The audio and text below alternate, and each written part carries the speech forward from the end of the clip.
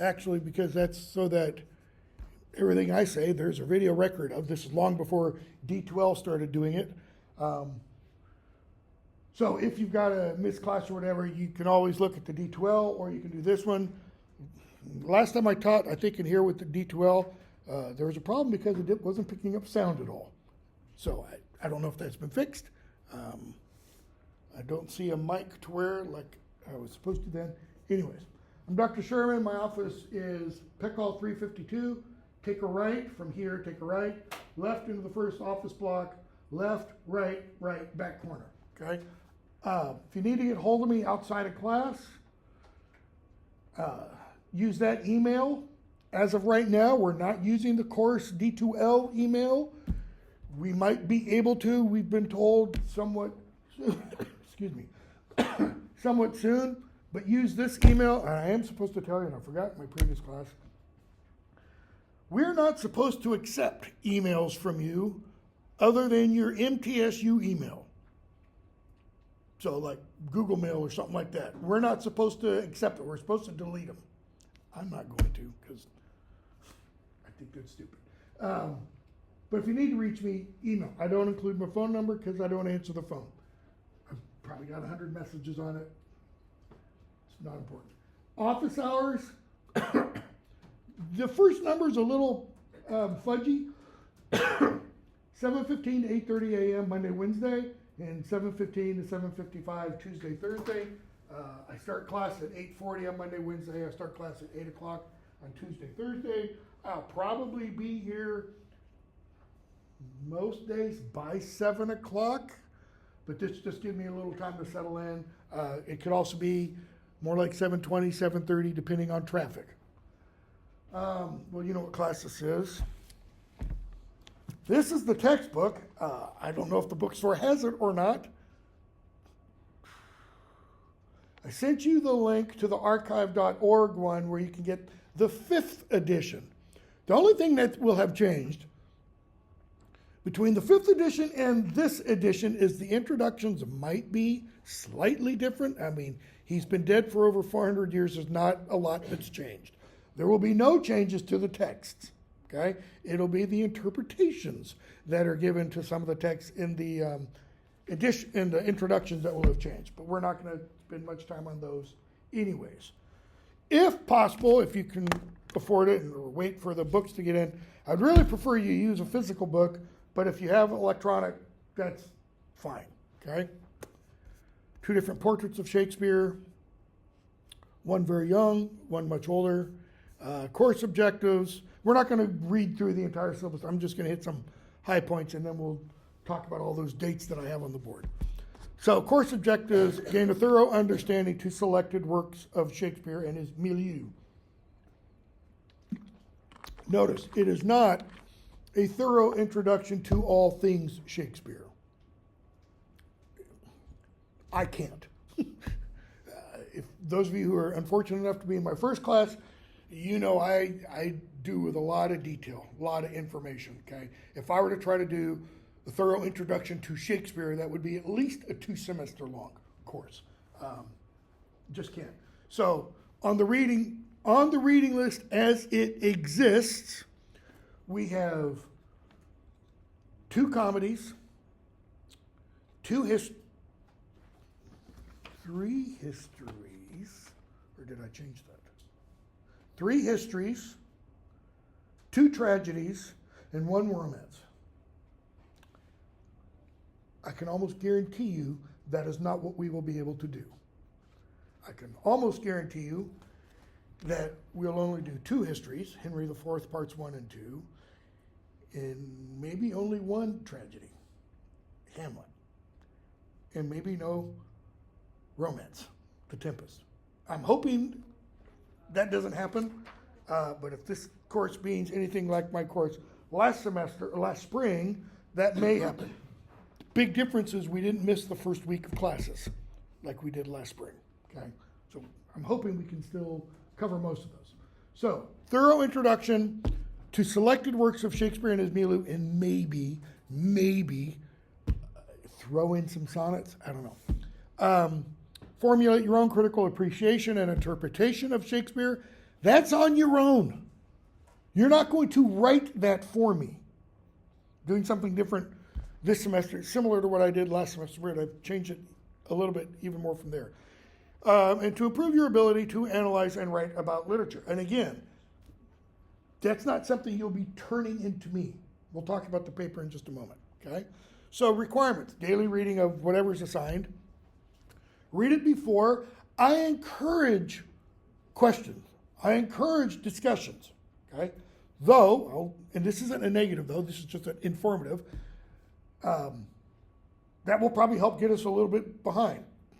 But that's okay, because that's how you learn better. What else? Quizzes.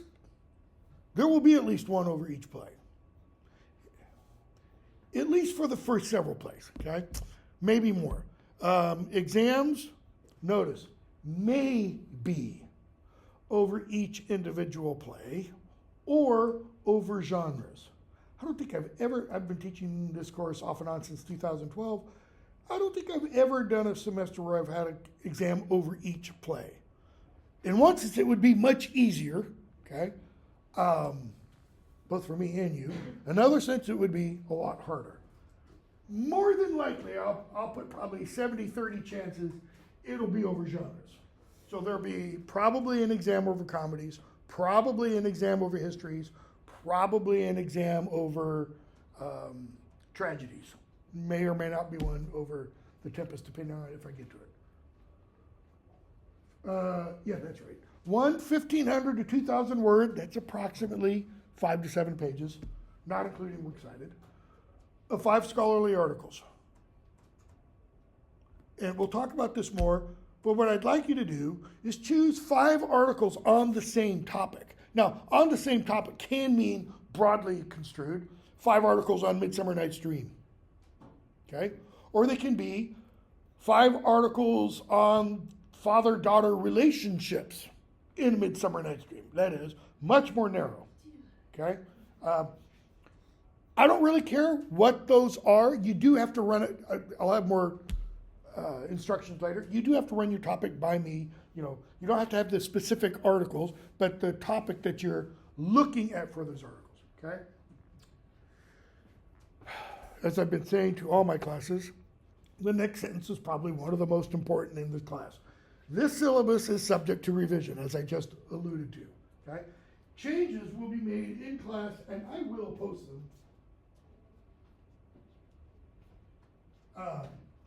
on D2L and probably send an email out as well, okay? Also, second sentence in there, or second or third. Check your email or check D2L before class every day. Just on the off chance I've got to cancel for something, I will post it, and I will more than likely post a link to a video lecture for that day's material. Like I said, I started recording my classes over 10 years ago, so I've pretty much done all of this more than one time before, and it'll almost probably 90% be the same material that would have done in a previous class. Might be a little overlap with something else, okay? Students with disabilities, I've probably already gotten the information that I need. Cell phones, laptops, tablets, all that kind of stuff. Most of this is no longer applicable because I told you to order as possible or use the electronic versions that are available. I have no idea when the bookstore will get this in, if it will get this in. They've actually been telling people books are unavailable or out of print that are very much readily available and that are in print. No idea why. Well, I do, but I won't share that. The other thing about cell phones and such. If you're a first responder of some kind and you need to be reachable, just put your phone on vibrate. And if I know that you are, let me know, so that if it goes off and you have to get up and leave, no problem. Also, if you've got some kind of family emergency or loved one emergency, roommate, that kind of thing, let me know when it happens, or let me know if it's already happened and you're in that situation now.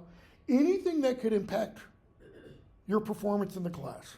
Let me know about it. And let me know about soon, like within 24 hours of whatever the event or occurrence is. I'll do everything I can to help you finish out the class, okay? Might be not being physically here and having to be at I've had multiple students had to be at the hospital every day because a parent was dying. Just do the work on your own. I'll open quizzes up, make them available when you're ready, that kind of thing. It still has to be done by the end of term, that kind of thing. But I'll bend over backwards. If you wait, however, till after midterms or you wait several weeks, that then becomes a lot more difficult, all right? Had a student one year, second week of class just disappeared. I sent email after email for like a period of 2 or 3 weeks, and then I gave up and said, they've obviously dropped whatever. Week before finals. Sorry I missed, I had some things come up. And I'm like, well, too bad. You take the F at that point, okay? If you're interested in the articles that show why taking notes by hand is better than taking notes by computer, there's 5 right there. If these links all still work. I think they do. I have not checked them in. No, let's just see what happens on one. Yep, there's one right there. Okay. Decorum, all that kind of stuff. Really, the 2 most important ones are, I don't care if you eat, but if you eat something that doesn't make a lot of noise for the people right around you. If you're going to drink something with a lid so it doesn't get spilled all over. That's one. The other thing is try to be on time. I know a couple of my classes, I've got people have some difficulty with time management. I'll try to remember to keep the door open for about the first 5 to 10 minutes. Then I'll close it. The university requires us to keep the doors closed because of, shooters and stuff like that. A door with a window in it isn't going to do any good stopping a shooter. At least from killing me, you guys are a little bit better off. What else? Quizzes and such. Read the rest of the syllabus on your own. Quizzes. Failure to complete or submit 3 or more quizzes and or failure to submit an exam, it's just automatic F. Okay? So don't. If you want to miss 2 and just blow them off, that's fine, but that's obviously 2 zeros. Okay? Grading's pretty easy to understand. No makeup quizzes, late exams, only in extreme situations and with my prior approval. So very, very briefly, looking at the syllabus. Trying to see what that says. So read the works before each class. Be prepared. Well, you're not taking a quiz in class. Quizzes will be online. Be prepared to discuss what you've read. So, for example, for Midsummer Night's Dream, be prepared to discuss all of that play by the 29th, which is Monday? Monday, thank you. It's one of Shakespeare's shorter plays. I won't ask you to read Hamlet in a day because it's Shakespeare's longest play. Read the lengthy introductory material at the beginning of the book. Again, the 5th edition will be a little bit different than the 5th, but it's minuscule, all right? Still about the same length. Goes into Shakespeare's background, goes into the printing process of his day. I won't talk a lot about that, if at all, but it is important for an introduction to Shakespeare. We just don't have time, all right? So today, yes, today is the 22nd. Today and Monday, English cultural historical background, and then Monday we'll start, hopefully, Midsummer Night's Dream, get through Act 1. We probably won't get all the way through Act 1, all right? But hopefully we'll at least get started, and then 2 more days for Midsummer Night's Dream. Again, it's one of Shakespeare's shortest plays, and the reason I do Midsummer Night's Dream is because it's his most popular comedy. You go to London in the summer, and you'll be able to see Midsummer Night's Dream put on by probably at least a half dozen different acting companies. It's just everywhere. Some of them really good, some of them absolutely horrible, but you'll be able to see it. And I encourage with every play that we read, watch a version. Find one online. I'll try to remember to post some. Watch a version. There's one of Midsummer Night's Dream with Stanley Tucci as Puck. Michelle Pfeiffer as Helena and Titania. I can't remember who plays Oberon and the King. Kevin Kline, maybe? Done in the late 80s, early 90s. It's pretty good. So a couple days for A Midsummer Night's Dream, couple days for As You Like It. The 12th I have as a to be announced. I've just built some filler. That gives us some wiggle room. If we finish both those plays, then we might just start probably will, just start Henry IV Part 1 early. That's what 1 Henry IV means. First part of Henry IV. Okay? It's a history play. It's about the English king, Henry IV. So 3 days for it, simply because it is a little bit longer. It's not much. It is a little bit longer. It is a more complex play than either of the 2 comedies that we'll be doing. And there's more ideas to discuss, okay, in both it and Henry IV Part 2. Then we have spring break. Then probably Henry V. I really, really wrestled because I think the best versions of this course are when I cover all 4 plays of that first, actually the second, tetralogy that is 4 plays of the Henry IV, Henry V, and Richard II Richard II. The 4 plays begin Richard II, Henry IV Part 1, because Henry IV deposed Richard II and becomes king. Henry IV Part 2 is when Henry IV dies and his son, Henry V, becomes king at the end of it. And then Henry V is the last of those plays. If we can do Henry V, we will. Very good version of that. Kenneth Branagh and his wife at the time, Emma Thompson, plays the French princess that Henry V marries. Then Hamlet. That is not right.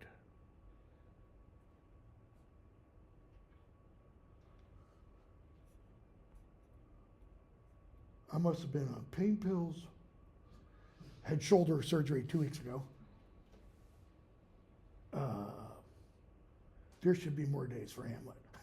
There's no way we'll cover Hamlet in, what is that, 4 days or 5 days? 4 days. Yeah, there's no way. If this semester goes like last spring, I think it took me 8 days to do Hamlet. Every time I teach Hamlet, this is an indication of great literature. Great literature should be like an onion. You just keep peeling layers and layers and layers. The difference is it doesn't get smaller. It's like Narnia. The farther in you go, the farther in you get, and you just never get to the bottom. We did, last spring, we did not do Lear or Tempest because Hamlet took it all. And part of that might have been the class. If you ask a lot of questions and get really involved, and that class, most of the students were asking lots of questions and we're discussing, deep issues and stuff. It really slowed us down in a good way, okay? I could literally do an entire semester on Hamlet. Lear is often called the greatest English tragedy. I disagree. Hamlet is, there's everything in Hamlet, okay? But as of right now, 4 days for Hamlet. Like a day for Act 3? No, there's no way. I almost spent an entire period on the to be or not to be speech, which is not a soliloquy, by the way. We'll talk about why. Every textbook will call it the greatest soliloquy in the English language. It's not a soliloquy. Soliloquy happens when there is one person alone on the stage. In that speech by Hamlet, Ophelia is on the stage. And 2 other people are listening in behind the curtains. They hear everything that is said. In a soliloquy, Nobody within the world of the play hears those thoughts. It's pretty important when you think about it. Okay? Important dates. If for some reason you want to drop this class, which God forbid that should happen, you can click on that and that'll tell you the dates you can drop it and get money back or etc. So, at least one quiz per play, exams, quizzes. I'll post them. You'll have at least 2 days in which to open the quiz and take the quiz. Each quiz will be timed, however, 10 to 20 minutes, something like that. So when you hit play, counter starts counting backwards. When it's 10 minutes, it's automatically submitted, whether you've completed the quiz or not. Okay? Same thing for the exams. Exams you'll have longer, 60 to 90 minutes. Plagiarism definition, then you've got the paper assignment. Like I said, we'll talk a little bit more about that. Hopefully it's this class. Somebody in my first class told me I did not post a sample paper. I think I did. For this class, there is a sample of this posted, okay? Show you what I'm kind of looking for. And then stuff about paraphrasing and such, example of what the first page should look like, etc. Okay, any questions about this? Because if there's not, then we're going to make that disappear. And that go up.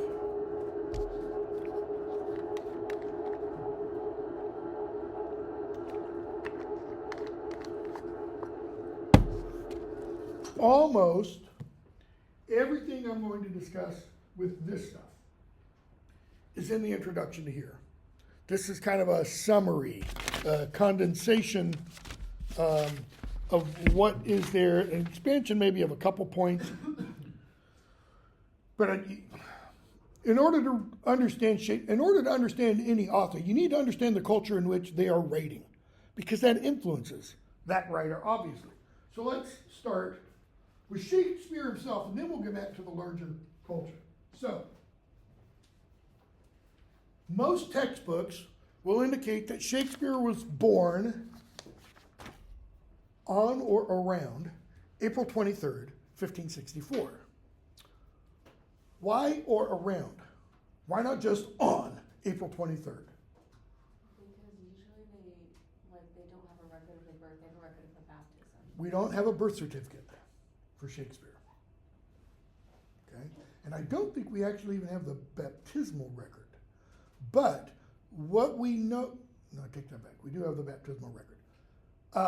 What we know from British culture, the baptismal record and how soon babies were usually baptized after birth, most scholars take as a generally accepted date for Shakespeare's birth, April 23rd, 1564. It's April 1564, that's definite. The 23rd, that's where there's a little bit of leeway. Another reason is because of when he dies. He dies on April 23rd, 1616. He's only 59, okay? Which is mind-blowing when you start to think about it. April 23rd is also, shouldn't be doing this because it really hurts, St. George's Day. St. George is the patron saint of England. You know the red cross in the British flag and such? That's the George cross. The St. George is the George in the Christian tradition of George and the dragon. All kinds of icons of this guy with a lance or a spear, and he's spearing a dragon. The dragon is Satan. There was an actual, real, historical St. George. George is a Greek name, by the way. Okay, means ground or earth. Okay, killed by the Romans for being a Christian. He was actually a Roman. I don't think he was a centurion, but he was like a captain, leader of troops, and he thumbed his nose or something at one of the emperors, metaphorically speaking. He disobeyed. I think it was in order to slaughter Christians, and he's like, I am one. But this tradition built up about slaying the dragon. So April 23rd, 1564, April 23rd, 1616. Very briefly, little side note, use the same analogy I used in my first class. If there's a rabbit and a trail to follow, I'm after that rabbit, okay? 1564, middle of the 16th century, because the 1500s are the 16th century. We're talking the middle of the Protestant Catholic problems. Protestant Reformation begins back here in the early 16th century. We're going to talk about this, okay? You have the Catholic anti-Reformation that will follow that. And so you have Protestant kings, Catholic kings, queens, etc. We'll get into all that. His father was a glove maker, all right? I don't remember who his mother's side was from. Rose to positions of prominence in Stratford-upon-Avon. Eventually became mayor for a while. It was when he was mayor that Parliament passed a law. Parliament passed a law that said, imagine you're on the inside of a church. The church would not look like this. Thank God. The church walls would be covered with paintings. Those paintings would be biblical stories. Why? The vast majority of people up until 1500 could not read. They knew stories from the Bible because of sermons, homilies, and because of the images they could see around them, as well as in the 15th, 14th century version of picture books, which are books just of engravings of stories from the Bible, largely. Okay? His father, because of that law passed by Parliament, was supposed to, in the Guildhall Church in the center of Stratford, you can go there today, had to whitewash all that iconography, cover it with white paint. Why? Protestants. No graven images. Even if the images were of Jesus and the disciples and apostles and Abraham and Moses and David, the whole 9 yards. Okay? And so his father did. But he didn't do a good job. That is, it was whitewashed, but it didn't fully cover. You know how you can get wood and you can put paint on it and then you wipe it off? And so it leaves kind of a, if you do it with white paint, it'll leave kind of a whitish stain. Kind of like looking out these windows right now, because they've never been cleaned in my 32 years here. It leaves that, but you can still see the image underneath. That's what his father did, right? Shakespeare's ancestors were all Catholic. Why? Everyone was Catholic in medieval and early Renaissance England. There wasn't a Protestant church until Martin Luther. But when Protestants take control, they try to start banning, outlawing everything to do with Protestantism. We'll talk about that. November 1582, Shakespeare marries Anne Hathaway. He's 18, she's 26. Anybody know what's the import, the significance of her being 26 when they get married? What's 26 considered back then? Fairly old. She's a spinster at 26. February of 83, their eldest child is born. How many months later is that? Yeah, 3 I'm months. seeing eyes going. Shotgun wedding. Okay? He's 18, she's 26. They do not get married in Stratford-on-Avon.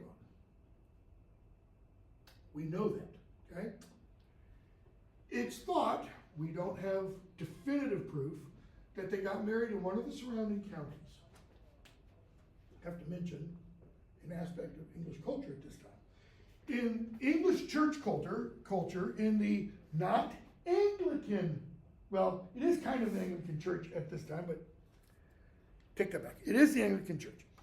In Shakespeare's day, when a couple were going to get married, the rector or priest of a church would announce that so-and-so are being wed on such and such a date. And I think it is on the 3 consecutive Sundays before the wedding. So say the wedding is the last Sunday in April. The 3 Sundays leading up to that day, the priest would say, let's assume it's them, Will and Ann are getting married on April 29th or something like that. That would be said on the fourth Sunday before.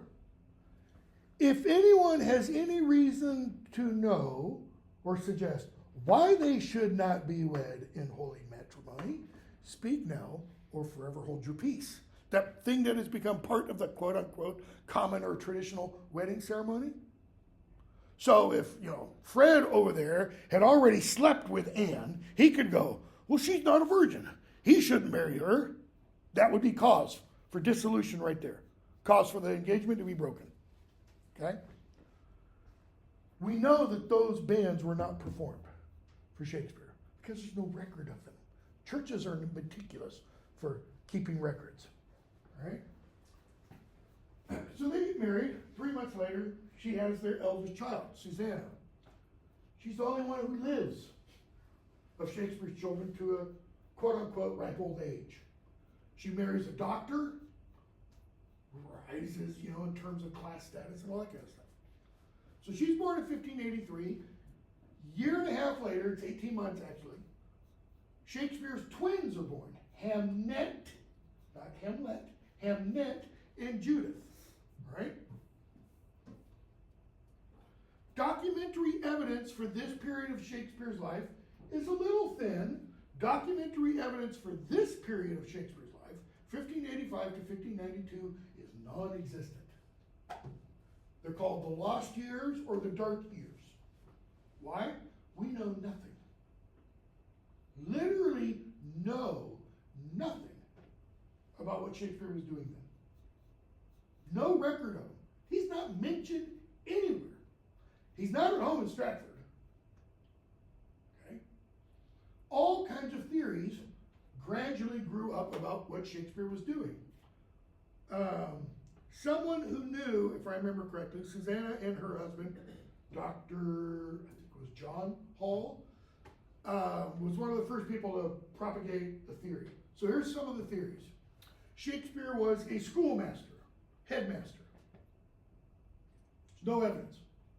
We have no record of any school in Shakespeare's day where Will Shakespeare, or Guillaume even, Shakespeare is listed as a headmaster. That's one idea. Another one is he was traveling the continent. Like he took a gap year that lasted 7 years. We have no evidence. He was part of a traveling acting company. No actual evidence. Many of those acting companies have lists of actors.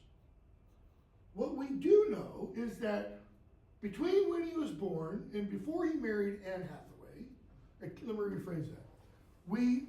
Shakespeare scholars are pretty much convinced Shakespeare attended the local grammar school, like a local elementary school here. Probably would have started around the age of 5 or 6 and would have gone to about the age somewhere between 11 and 13. Okay? There he would have learned Latin and Greek. He wouldn't have studied English literature. There was no English literature. There was no course, no subject. He would have studied the medieval trivium and quadrivium. He would have studied Latin, he would have studied philosophy, he would have studied music, he would have studied arithmetic and geometry, okay? Grammar, Latin, and Greek. Grammar meant Latin specifically, but also Greek, okay? When I said scholars are pretty much convinced of this, the pretty much is because Shakespeare's name is not written in the rolls of the school. But he would have been there when his father was still fairly prominent in Stratford. The son of the mayor or the son of the former mayor not go to the school? If you go to Stratford today and you happen to be there on one of the days when King Edward VI's school, it's still there. They still meet in the exact same rooms with the same desks that Shakespeare would have attended. And it's open. I've been to Stratford several times. One time I was there with my family when I was teaching my Harry Potter course in London, and we walked by, and the door was open, and there's a sandwich board sign out front welcoming people in. It's usually not open to tourists. Got to go in, you know, and they've got a little plaque near where Shakespeare is thought to have sat. Nobody knows for sure. It's just, you know, sucking in tourists. But you can go around, you can walk around, you can go to the room where they think Shakespeare lodged, because he didn't live at home. Think Harry Potter, it's a boarding school, essentially, even though his parents lived a mile away, all right? So he probably went there and he would have learned Latin and Greek. How much Latin and Greek? From what we know about the educational standards at the time, Shakespeare's understanding of Latin and Greek as a result of attending the King Edward VI school and leaving at the age of somewhere between 11 and 13 would have been equivalent probably today to a classics major graduating from Sewanee. That is, an undergraduate degree. And Sewanee has a good classics program. MTSU does not have a classics program at all. I don't think she's still there. We used to have a British woman, white, tall, thin, British woman, very prim and proper, who taught Latin and I think maybe every now and then Greek. Okay? He would have been able to dream in Latin. Here's one of the assignments, kind of example of an assignment we know students had to perform. So they would get, obviously they didn't have this yet. Paper had been invented, but it was too expensive for it to be available for students. They would be given a text. Standard text that would be used would be part of Caesar's Gallic Wars. Okay? Be given a text in Latin. So that's over here. A slate, piece of slate, wood board around it, and chalk. And they had to take that text and translate it from Latin into English. And the headmaster, teacher, or the master would go over that. And if it was bad, wham, you get slapped with a ruler on the knuckles. Why? Negative, positive reinforcement. You don't like pain, do you? Don't do that again. Do better, okay? That's the first part of the process. Then the Latin version was taken away. You had your version put over here, another slate. You had to translate your version back into Latin. And it had to match perfectly to be a success. Okay? It didn't go that far with the Greek, because the Greek was more for preparing students to attend university. And most of the people who attended, most of the men, because at that point it was only men, who attended university for only a couple of reasons. One, a job in one of 2 or 3 different fields. What was the number one? The church. Okay? So that you could read Latin and Greek, and they'd already begun studying 16th century Hebrew, so you could read the Old Testament. Okay? What other 2 fields? Law and government. That's it. Even though by this time, everything in government is conducted in English. Parliament's all in English, etc. Okay? So Shakespeare would have thoroughly known Latin. He would have also been introduced to Latin texts.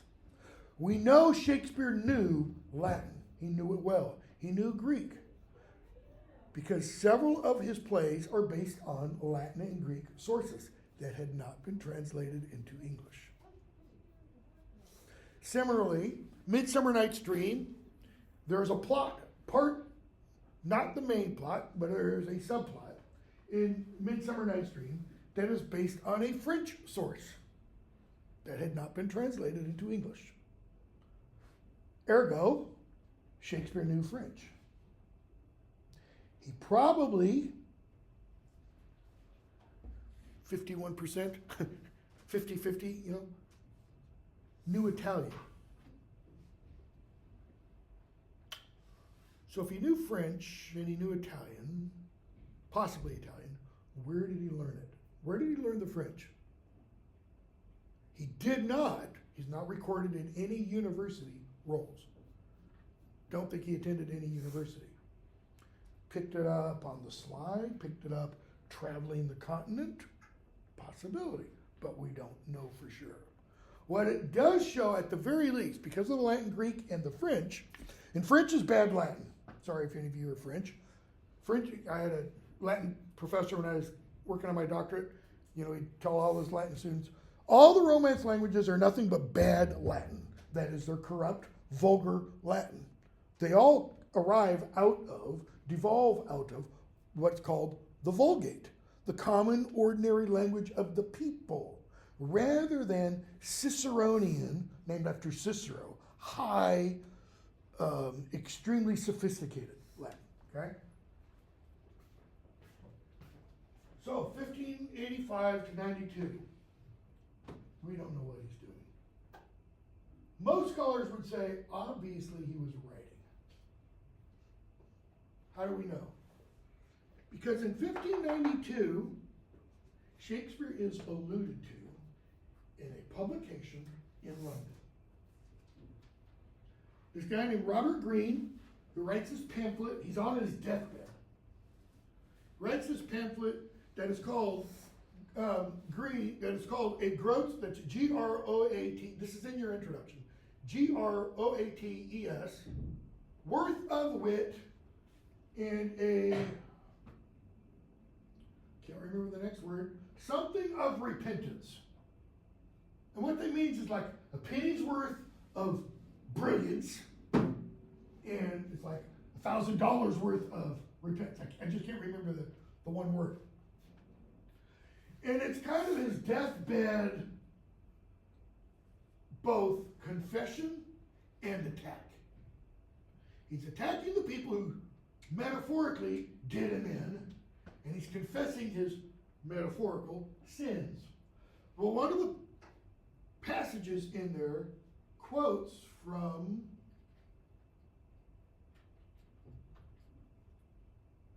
one of the Henry VI plays about a woman wrapped in a tiger's hide and something about a player's heart. Again, it's in your introduction.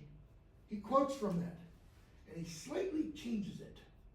Talks about a player's hide, and then he also mentions an upstart crow who fancies himself an author who can do something like so much as shake a lance at a scene.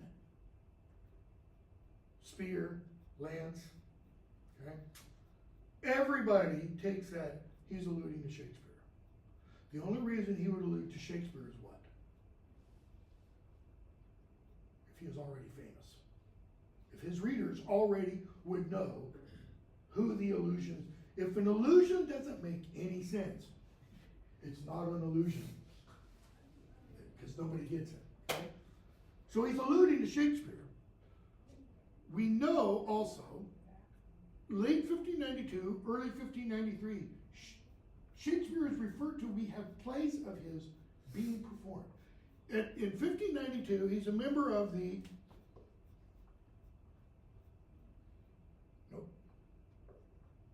Lord Chamberlain's men. Other main acting company is the Lord Admiral's, the Lord Admiral's men. They're competing play companies. If you ever saw Shakespeare in Love, you get a little bit of this played out, okay? So from 92 on, Shakespeare's writing plays in London for the company that is doing plays at what will become, where is it? Down here, at what will become later in 1599, the Globe. At this point, it's called the Theater, but it's not where the Globe will be built. Right? A little back up. One of the men in Shakespeare's acting company, and I should have double checked it at the beginning of class, I think it's Richard Burbage. You have Richard Burbage and James Burbage. One is the son, one is the father. I'm almost positive Richard is the son, James is the father. In 75, the elder Burbage, I'll put it that way, creates a building that is for putting on plays in. Notice how I introduced that. What would we usually call that kind of building? A theater. Guess what he named it? The theater. Why? It was the first one in 1575. There were other locations where plays were put on, but they were usually indoors in palatial houses or in monasteries. Okay?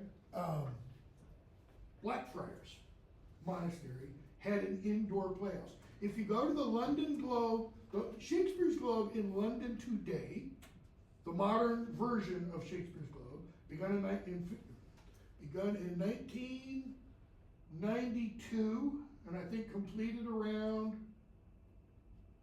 97. If you go to it now, they now have what's also called the Blackfriars Theater. It is a modern reconstruction of what the Blackfriars Theater was originally like. It is a much smaller theater. It is much more intimate. It's not like you're sitting, if you're in the back of the Globe today in the upper gallery, you're a good 50 to 75 feet away from the stage. I think Blackfriars, the farthest away from the stage you might be would be that wall's the stage, and this is almost the back of the seating. Does not hold nearly as many people. Tickets are more expensive if I remember correctly. Okay? So, Burbage builds the theater. It's not south of the Thames. It's not in the area called Southwark.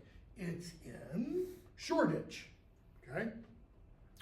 Shoreditch, if you were looking at a map of London, and you got St. Paul's Cathedral over here, and you got the Tower of London over here, Shoreditch is just west of the Tower of London, but north. Okay? It's closer to what is the beginning of the financial district today. All right? Shakespeare had lodgings there. If I remember, I'll try to post pictures. The last time I was in London, one of the days I had, one of the first days before we started class, I created for myself a walking tour of all the places associated with Shakespeare. Some of the places no longer exist. Many of them don't. But the location, obviously, is still there.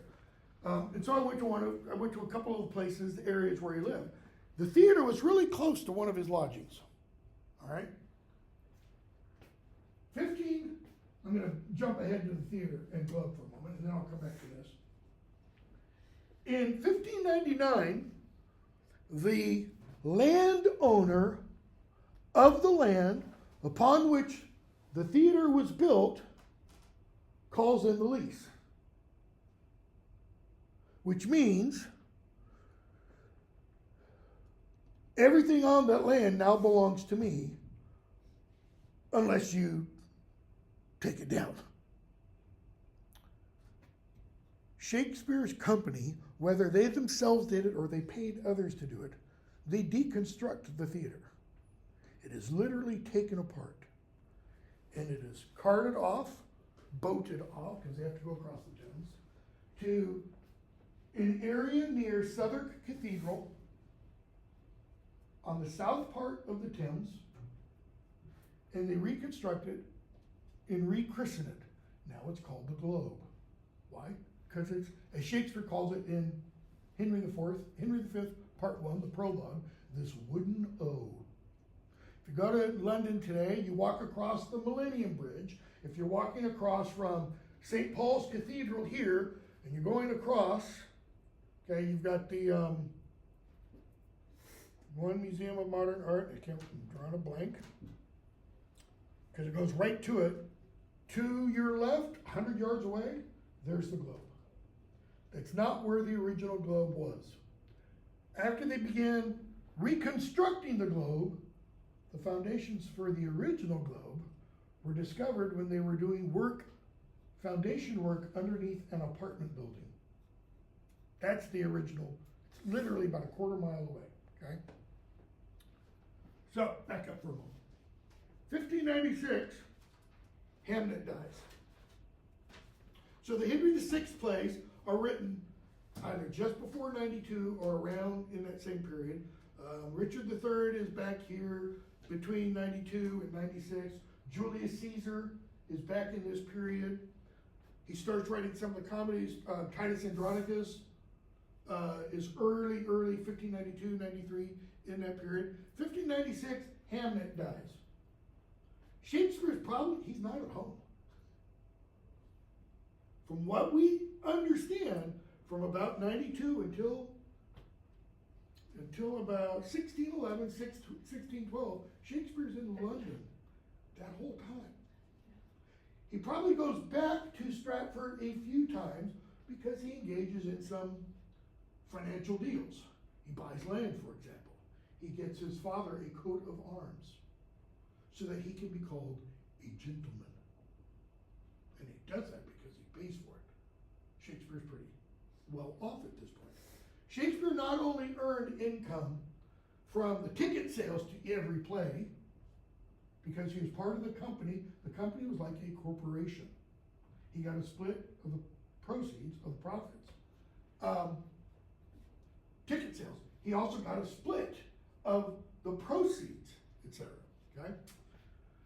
Hamlet dies, had to be a hugely emotional thing for Shakespeare. 1598, plague is in London from about 95, 96 for about a period of 3 years, if I remember correctly. So all the playhouses are closed. Even the it's not the Globe, even the theater. See, if the plague had hit after the Globe moved, the Globe wouldn't have closed because it's not within the London jurisdiction of the mayor of London. When it moves south of the Thames, it's outside London control. The mayor can rant and rave all he wants about all this horrible, theologically suspect, bad culture stuff going on at the place. Protestants hated the place. All plays. It's just, not supposed to do that ideology, right? In 1598, Shakespeare is referred to as a sonneteer. The phrase referring to him is Shakespeare's sugared sonnets. The only problem is we don't know which sonnets are being referred to. We have a couple of Shakespeare sonnets that get printed before the edition of the sonnets is published in 1609. That edition of 1609, that includes all 154. It includes them in the order that we now have them, okay? That edition, we don't know if Shakespeare's behind that or not. And what I mean by behind, we don't know if Shakespeare's written these and he takes it to a publisher and says, here, publish these for me, and pays him to do so. There's no indication that that's what happens. There's a little preface, I don't remember if it's in your book or not. It's got to be in the section of the sonnets at the back. There's a little preface, it's a dedicatory note to the sonnets. And it talks about the Mr. W.H., the only begetter and inspirer, blah, blah, blah, of these sonnets. And it's a letter, epistle, to the person supposedly who is responsible for the publishing of the sonnets. Okay? It's one of the most enigmatic pieces of English literature.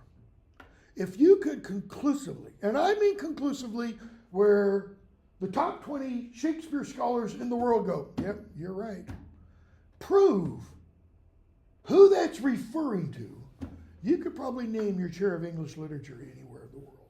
And I'm talking Oxford, Cambridge, Harvard, Yale, Princeton, because we don't know. We don't have time to go into the sonnets. If we did, we would talk about that. Okay? I'm going to get to something else with Shakespeare about did Shakespeare really write Shakespeare in a moment. So that's the sonnets. In 1616 he dies. I should have put 1611 or so, 1611, 12, he writes The Tempest. There's a passage in The Tempest where the main character, Prospero, the magician, breaks his wand and essentially says, they're undone. That has been read metaphorically. Not as much today. 20, 30, 40 years ago, that was often understood metaphorically as Shakespeare going, my pen is dry. I'm out of ideas. Why? Because almost immediately after The Tempest, Shakespeare moves back to Stratford. As far as we know, he doesn't write anything else. He aids a couple of writers. We have Shakespeare's handwriting in some manuscripts where he has made suggestions to a couple of other plays. Okay? So, before we get onto that, so look at these dates. Let's say 1592. Let's go 1592. Let's go broadly and say 1612. Let's go back. Say 1590. He's begun writing plays. And maybe sonnets. To 1612. It's 22 years. In 22 years, Shakespeare produces 37 full-length plays. Full-length, 5-act. They're not all Hamlets and Lears. You don't see many productions of Titus Andronicus. It's not a very good play. Okay? It's got some great elements to it, but it's a revenge tragedy. I mean, it's all about slaughter as many bastards as you can. Okay? Why? Because when he writes it, revenge tragedy is all the vogue. It's what's common. So, 37 plays, 4 long poems. I don't know about you, but if I'm writing a poem, a sonnet would be long. For me, that's 14 lines. These are several hundred lines each. 4 of them.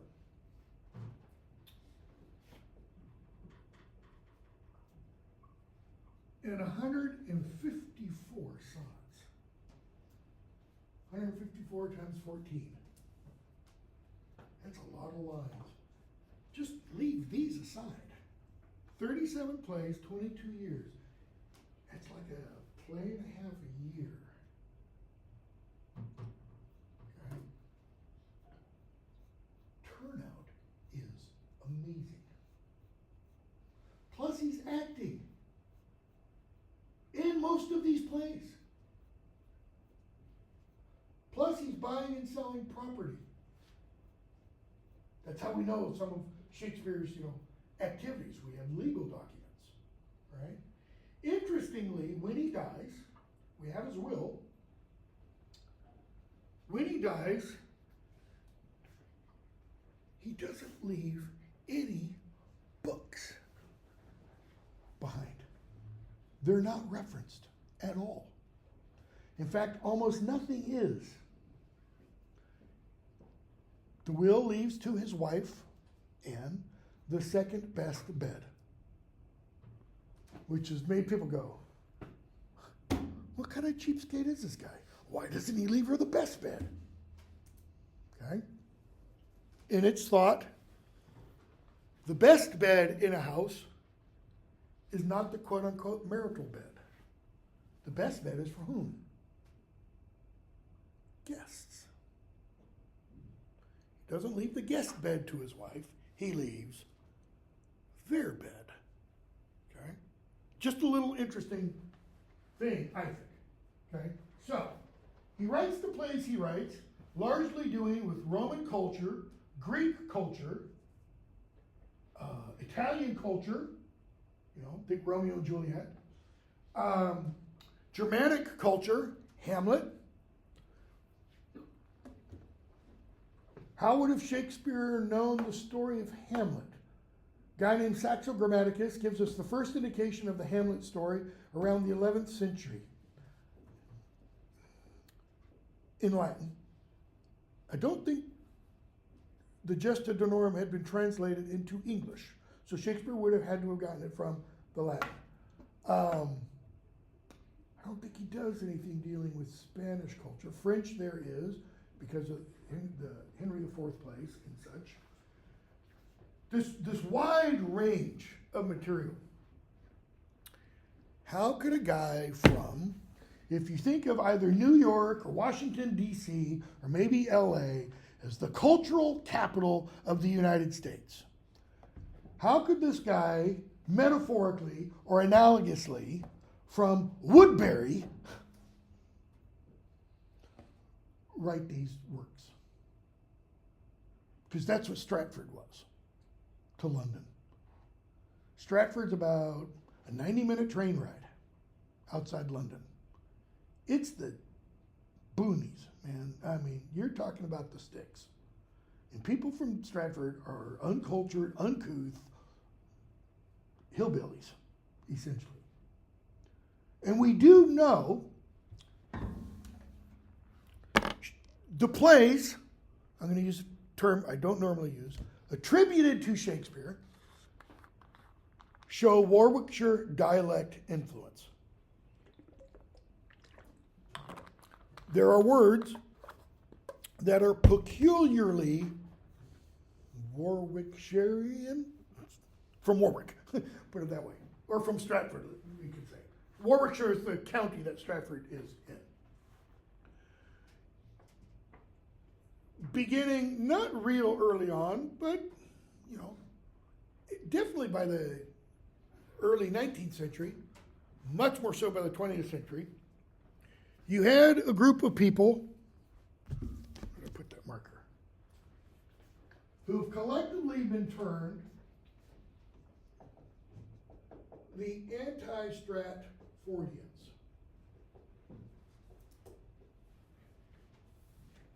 Who've tested out that Shakespeare, William, of Stratford-upon-Avon, is the person who wrote the plays attributed to Shakespeare, William of Stratford-upon-Avon.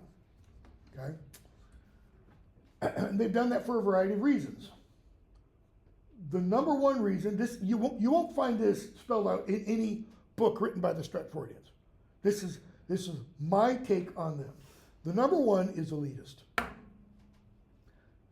How could a yokel from Stratford have written these things, who never attended university, who was not cultured? To me, that's elitist. But all of their arguments boil down largely to that.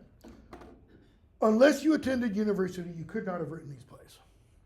That's elitist. If you had a grade school education at the King Edward School, big F, because he's not listed on the rolls, and you knew Latin and you'd read some Greek, you had the tools to read the materials that were only available in the original languages to write the plays. Okay? So, the one is the elitist. Never attended university. That's part of that. Okay? So, if you say Shakespeare is not the author of the plays, what then becomes incumbent upon you as part of that argument? Who did it? Who wrote them? So you have to start coming up with alternative authors. Well, one of the early parts of this were, come on brain, don't derail, was the Oxfordian movement. Okay?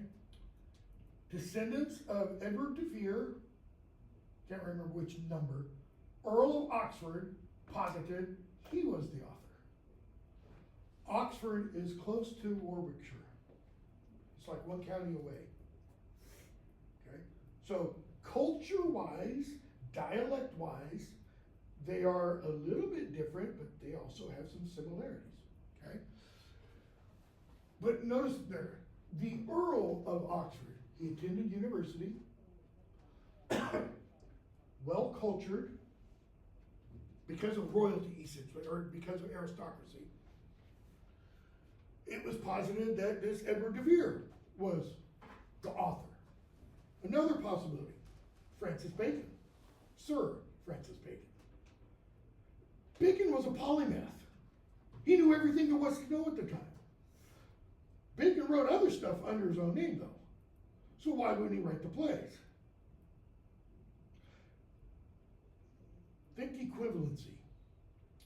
Ansel Adams is known as one of the greatest photographers in American history and culture. What if you were to suddenly discover Ansel Adams shot black and whites for Penthouse or Playboy or something, most people would go, no. Some would go, really? Let me see it. It wasn't, part of the argument is, it was frowned upon to be an author of plays. Okay? Or even poetry. Even though some of the greatest people of the day were poets. Sir Philip Sidney. The greatest knight of the Elizabethan period, who died an early death fighting against the Spanish on the continent. Got shot with a musket ball and slowly rotted to death over a period of about 3 weeks. When he was buried, it said, all Europe mourned. It was like JFK's death. Even though he was on the outs with Queen Elizabeth, because he told her she needed to marry the Virgin Queen. Okay? So, Francis Bacon. And I can't remember, there's a bunch of others. So are these just crackpots who say this? No. Some of these are pretty important, powerful, influential people. George Bernard Shaw, one of the greatest playwrights in the English language, thought this. Oliver Wendell Holmes, one of our most esteemed Supreme Court justices. Arthur Conan Doyle. Sherlock freaking Holmes's creator thought this. Jump forward. Now, Sir Mark Rylance. I don't know if you know who Mark Rylance is. He was the first artistic director of the reconstructed Globe Theater. I've seen him on stage probably close to a dozen times. I think he's one of the greatest living actors, if not the. To see him in action on stage, I mean, it's just something to behold. Playing every kind of role there is, all right? He came out with a book 10 years after the opening of the reconstructed Globe called Play. It's this massive book. It's a big, tall book. It's like this tall, by that wide, by maybe that thick. And it is largely just pictures from the first 10 years. And it opens with, essentially, Shakespeare's not the guy from Stratford. And I'm like, no! No, you can't say that. One of the greatest theatrical interpreters doesn't think that's Shakespeare, okay? And it's for all the kinds of reasons I've said. And it's largely that big cultural one. There's no way somebody who is not very well educated could have written these plays, okay? Well, the proof's on them to really make the case. Most Shakespeare scholars, not all, because some accept it, most Shakespeare scholars still say, case has not been made. There is enough verbal evidence within the plays themselves and the sonnets to show, okay, maybe it wasn't Shakespeare, but whoever wrote these plays was someone from the county of Warwick. And guess what? We have somebody who the plays were attributed to in the county of Warwick. I omitted one of the big pieces of evidence. So Shakespeare dies in 1616, all right? So what? Big deal. At the very bottom down there, 1623, first folio. The first folio is the first collected edition of the plays of Shakespeare. Why did it take 7 years, is what the anti-Stratfordians ask. And the general answer is, it took 7 years for them to get the conspiracy nailed down. It took 7 years for them to convince Shakespeare's co-actors, William Hemmings and, I can't remember their first name, Condell, and the others, and at that point, the King's Men, to agree to this charade. Because they do all this. To agree to include Ben Jonson. Ben Jonson is a contemporary and competitor of Shakespeare's. Ben Jonson's writing plays when Shakespeare's writing plays. Guess whose plays are produced more? Almost nobody sees plays by Ben Jonson today. People see all kinds of plays by Shakespeare, okay? Ben Jonson writes a poem, an epitaph, to go at the front portion of the first folio. First folio refers to size, okay? A folio sheet of paper is when you do something like this. You have a sheet of paper, but it's larger than this. It's almost like a newsprint sheet of paper. That's a folio. You fold it again, that's a quarto.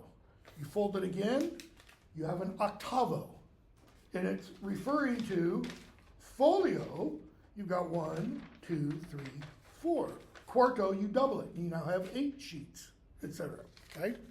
And the folio and quarto are referring to the physical size. So if I were to bring in the first folio, I've got a facsimile of it. It's about this wide by about that tall, the sheets of paper. And the thickness is about like that, okay? So Jonson writes this poem, and he refers to Shakespeare having, though he had little Latin and less Greek. That's the quote from Shakespeare, from Jonson. He had little Latin and less Greek. The entry strike forward and say, see, if Jonson says Shakespeare had little Latin, there's no way he could have read Plutarch's Lives in the original to get his information about Roman Caesars. What the rest of us say is, Jonson's writing that from his perspective. Jonson was a master of Greek and Latin. Master.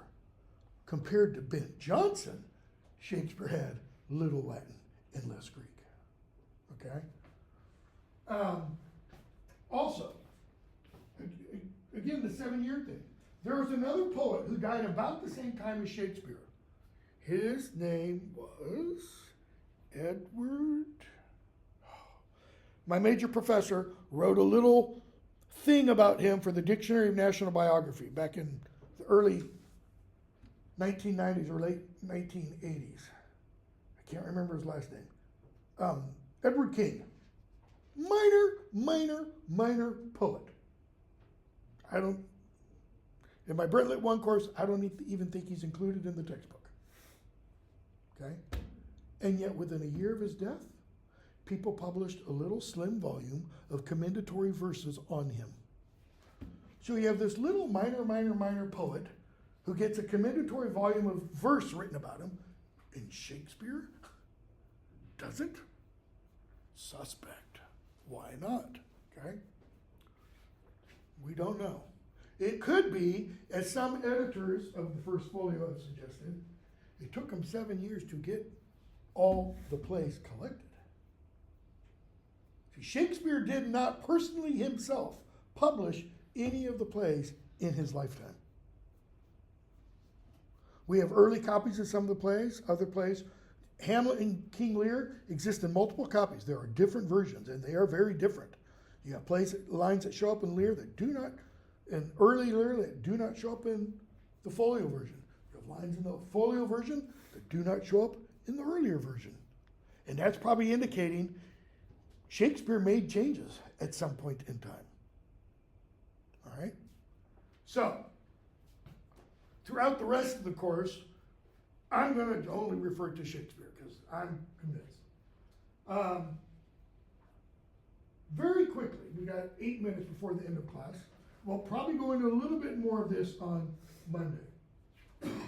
So I mentioned, the Protestant Catholic problems, let's say. Well, there were no problems until Martin Luther.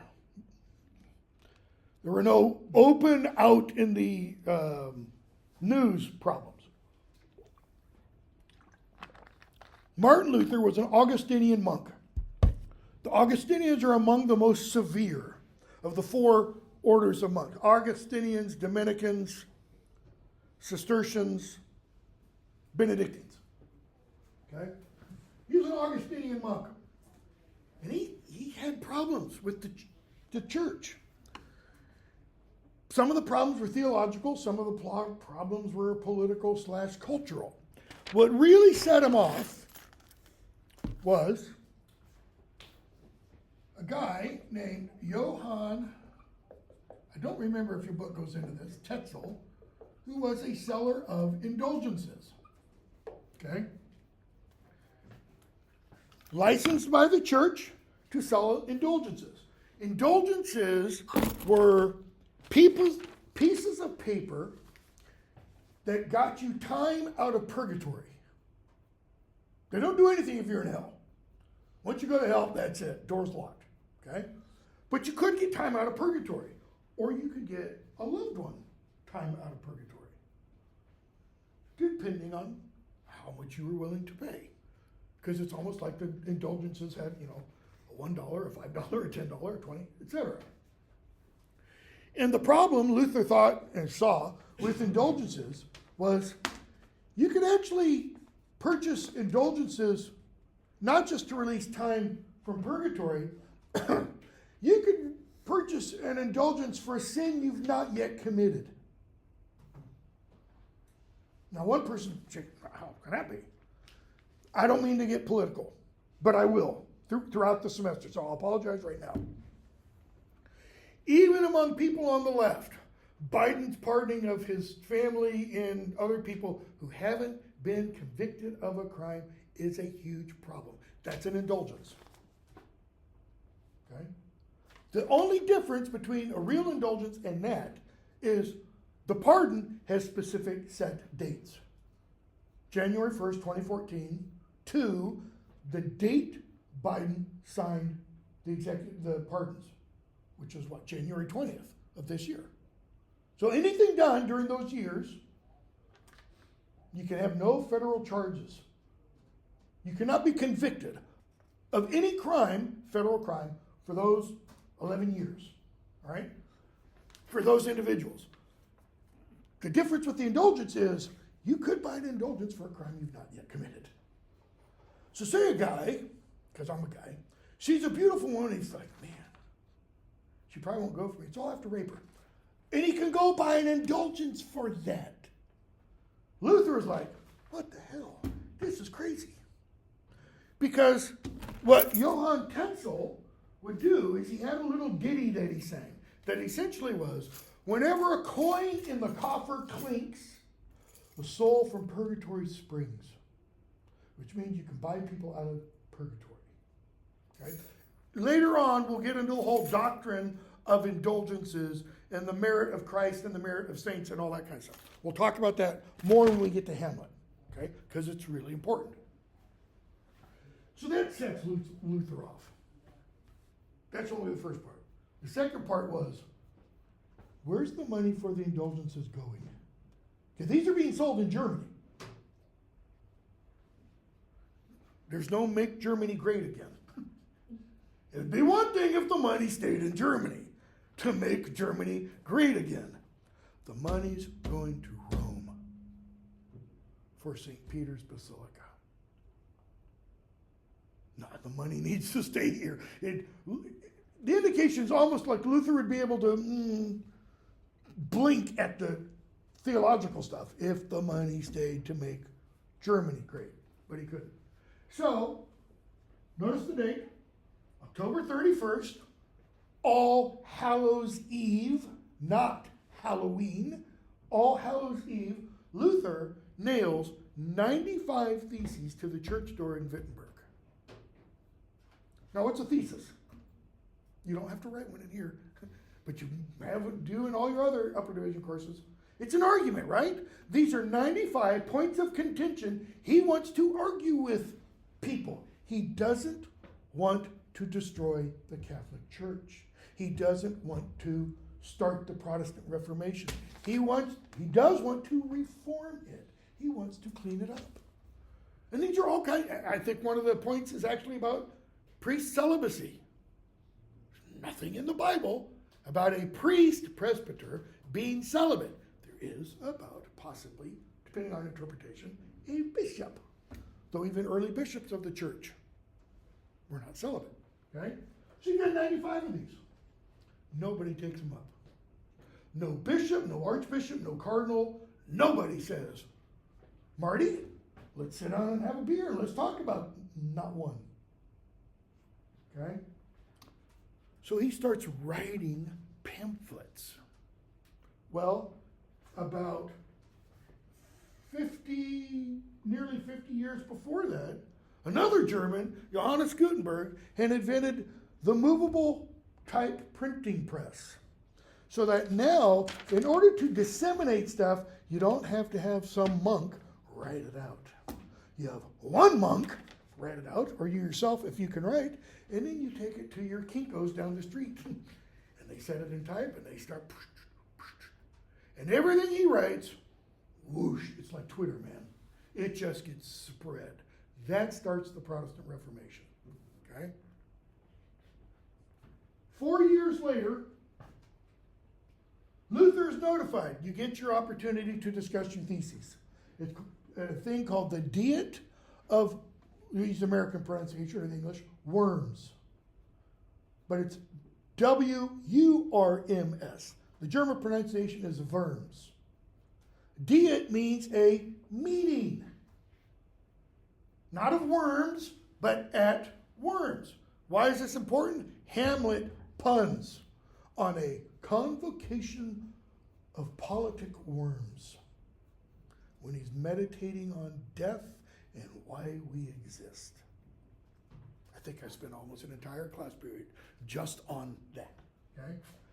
So he's told, you can come. Luther's smart, and he says, I need guarantees. Guarantees that I'll be allowed to arrive safely and leave safely. You got it. He agrees. I know it's 11:45. He shows up at Worms. The cardinal, I think it's Cardinal or Archbishop, is there. And everything Luther has written is piled on a table. Here's the debate he gets to have. Take it all back. Renounce everything you've said. And according to one of Luther's early biographies, or most prominent 20th century biographers, Luther said, you gotta give me a day. I gotta pray. I gotta think about this. Fine. He comes back the next day, and according to Roland de Bainton, I'll put his name down another time, Luther says, unless it's proven to me by Holy Scripture, by my conscience, or by, I think the third one is reason, here I stand, I can do no other. That is, nope. Everything I've said is true and right. You're wrong. Prove me otherwise. He leaves, and he's kidnapped by his friends. They set him up, I think it is in the castle at Wittenberg, and he starts translating the Bible into German. It's one of the earliest translations of the Bible into the common vernacular language. Okay? We'll stop there. We'll talk about some more about that in Bible translations for a moment before we go on and hopefully get into Midsummer Night's Dream on Monday.